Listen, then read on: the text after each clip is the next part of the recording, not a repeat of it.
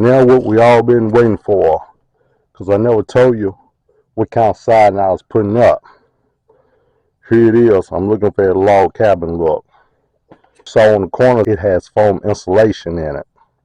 When you put siding in, start on the starter strip, you start from one side or the other. Get it in there. You don't want it tight to that corner. You want to leave about a quarter of an inch for contracting and expanding. Push it up on that starter strip a little bit. Get your nail in it.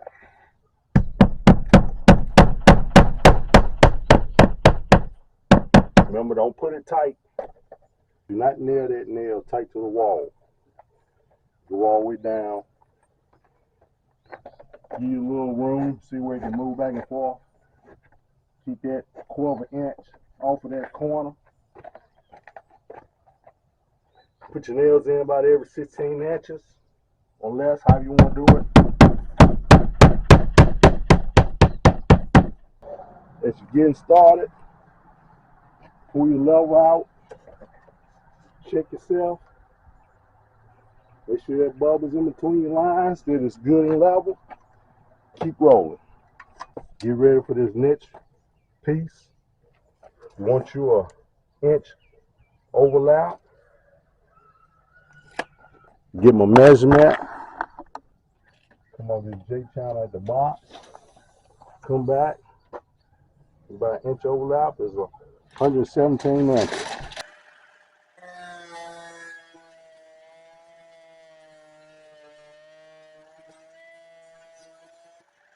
This cut piece, we'll use this at the corner end to start our second row because you want to stagger them and don't have all your lines lining up.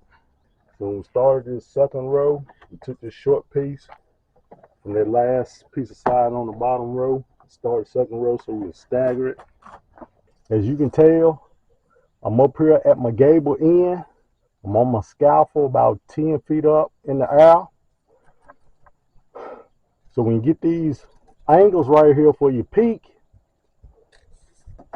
don't start right there because you're going to come up short.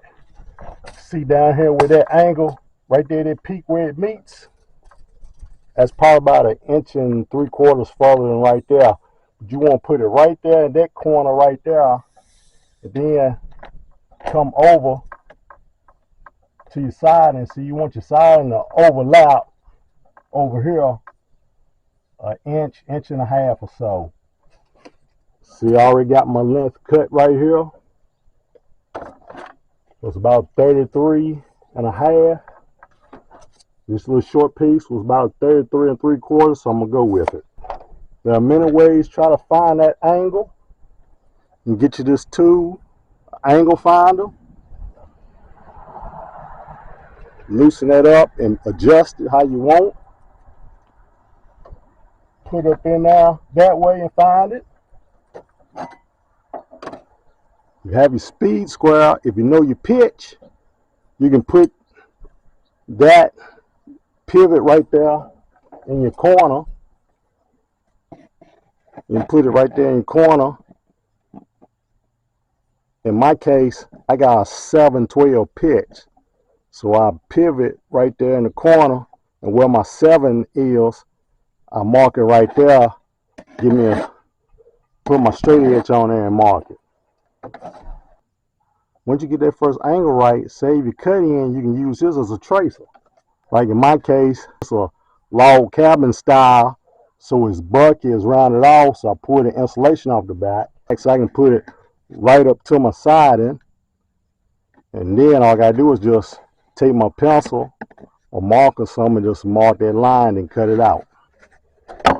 So you can kind of see what I was telling you. Got my tracer, put it right on there, mark it out that way. Also, with this angle finder, I can put on here and double check myself on how well you can tell. That's right there on the money. Also, like I was telling you, with the speed square, you put it right there on that pivot point.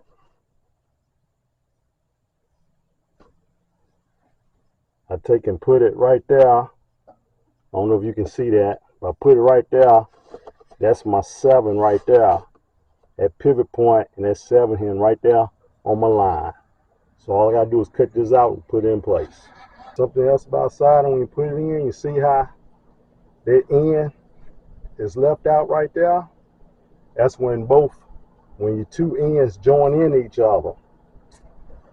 This piece I'm using, since I'm up here 10 feet off the ground, I don't want to go up and down the scalpel a whole lot. Plus, don't waste no material. I'm gonna notch this out about 2 inches so I had that space so it slide in place. I just measure about 2 inches right here. You see how it's made right up in now. I'm gonna cut it right here so it pull off.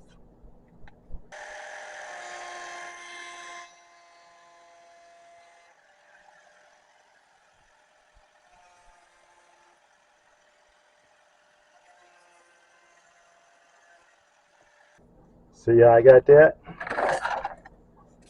Look pretty much like that factory edge. Get this piece, take it back up under there, tuck it into my J channel. Sometimes you might have to smack it in there, like so. If you need be, that's why you have this tool. You can get up under there and slide it to get it in place. Starting to come together, folks.